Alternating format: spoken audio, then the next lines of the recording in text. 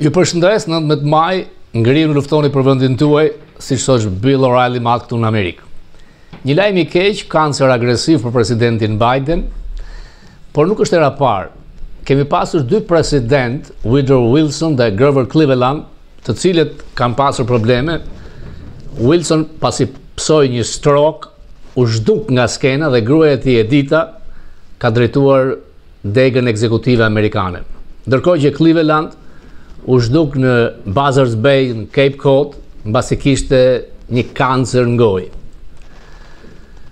Natyrisht që këto nuk mund të ndodhin sot, pra që sot çdo gjë merret vesh, si për shembull me kancer në gryk është edhe Jared Kushner, e ka dhe ai në agresive.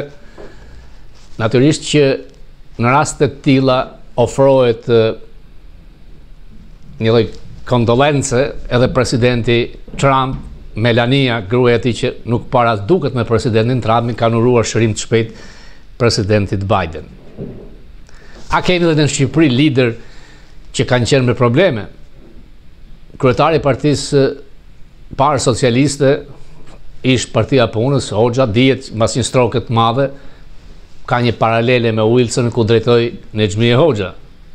Dhe kjo është me prova në Spartakadën e madhe të 84-s u vendos një ashensor në stadiumin që quhej Qemal Stafa, ku kishte vetëm 2 kate për të hyrë, dhe videot edhe në për të parë nga ky emision nga Fokusi kanë treguar se çfarë niveli mendor ai ishte, por ka pasur dhe antar të tjerë të byros, më dhim shumë në kryeministri Rama, I cili tek priste si Servil Giorgia Piepri në Italis apo Macronin që ka vetëm 7% në Francë, duke qartë që kishte një dhimbje të madhe të kolonës të tij.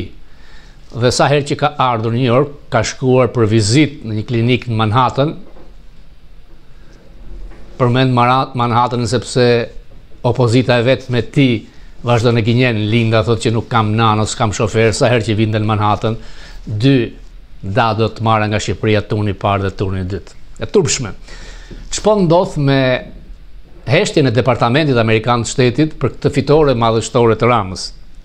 Amerikanët janë të ftohtë, nuk kemi urime skajore si dikur Jurikim, po shikojnë faktet se çfarë ka ndodhur realisht dhe shifra 83 nuk është bindse për amerikanët.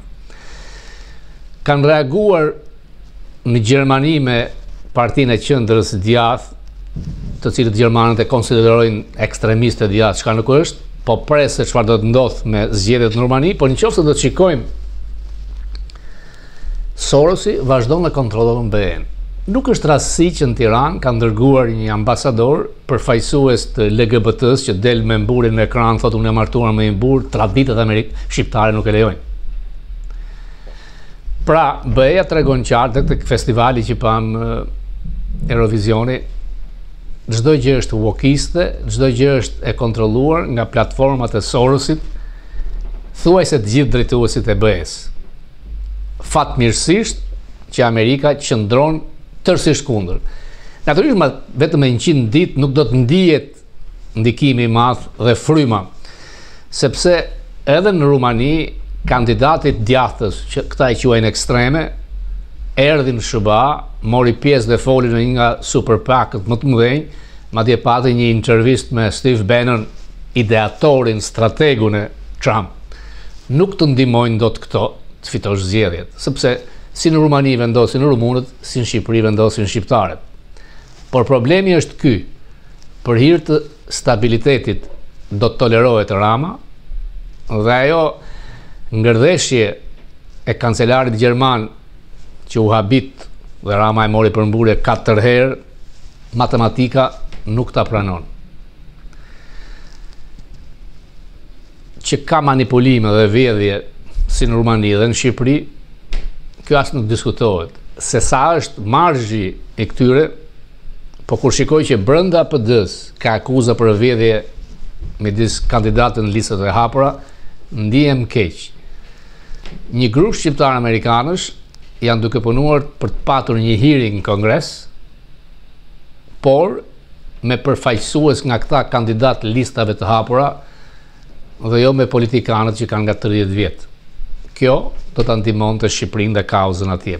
I mbetëm dhe njëherë të mos kemi parti gazerma ushtarake të stilit të ish partisë punës, por në qoftë se doni që demokracia të prodhojë rotacion dhe fytyra dhe figura të reja, zgjidhni sistemin partijak amerikan. Ka nevojë për reforma në drejtësi, kemi nevojë të reformojmë partitë. Këtu askush nuk e di kush është kryetari i Partisë Republikane apo Demokrate. Ja u them edhe një herë, Donald Trump nuk është kryetari i Partisë Republikane. Obama, Clinton nuk kanë qenë kryetar të Partisë Demokrate.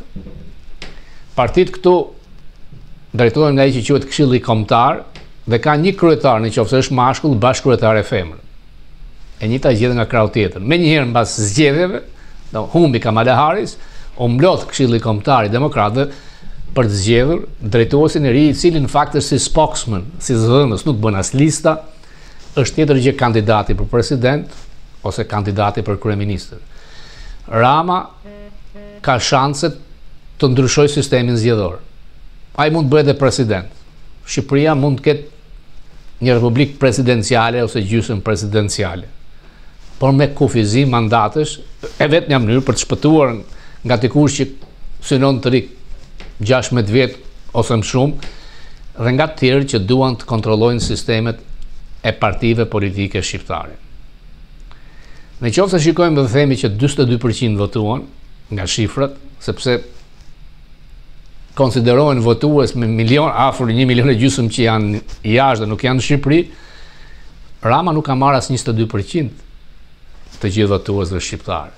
Dhe me 52% të marrësh 83 deputet, vjedhje më të madhe përmes sistemit nuk ka. Donald Trump po kthehet këtu me premtime të mëdha nga arabët, disa $trilion për investime, por akuzohet sepse cedoi tek inteligjenca artificiale që do ndërtohet në Arabinë Saudite, jo këtu Make America First. Pati probleme me një komision të buxhetit, republikanët nuk donin të kalonin atë beautiful bill që ai kërkon. Ka kaluar mbrëm natën, Trump është kthyer dhe menjëherë ka filluar telefonatat, kërkon me ngulmim shkurtimin e $4.5 trilion për klasën e pasur, për korporatat. Kjo do të shtonte Wuhan kombëtare, ndërkohë që Kanadaja ka dhënë një sinjal diplomatik, ka hequr disa nga tarifat ndaj Amerikës, e ka kuptuar që me Trump nuk fiton dot po t'i përgjigjesh me të njëjtin gjë. Ndërkohë, nga Vatikani vjen prapë vizitat e çuditshme të njëjtëve figura politike të cilët ishin kur Papa u deklarua fitues mbas vdekjes papës të kaluar, dhe diplomacia mbase do të vendoset me atë telefonatën me Putinin, por për diçka jam i bindur që Donald Trump bëhen e shikon jo me përbuzje, po jo si një faktor as diplomatikisht, as nga ana ushtarake, dhe një vend ku ka stagnacion. Sorosi ka triumfuar, hapje e kufirit totalisht, ardhje emigrantëve që nuk integrohen në Europë, dhe Gjermania, forca më e madhe ekonomike, ka psuar rënje, ka 2 vjet që ose nuk ka rritje ekonomike, ose është negative, sepse gjermanët, shoqëria gjermane është vetvrasëse e nacionalizmit gjerman, e traditave, dhe kur fituesi ka 31-32%, në vend të bashkëpunojë me të djathtën Aradën, bashkëpunon me të majtën gjermane, çka sjell që establishmenti të vazhdojë të kontrollojë dhe shteti social gjerman në kurrizë të mbrojtjes të madhe amerikane. Por kjo me Trump ka nisur të ndryshojë dhe do të ndryshojë. Pa diskutim.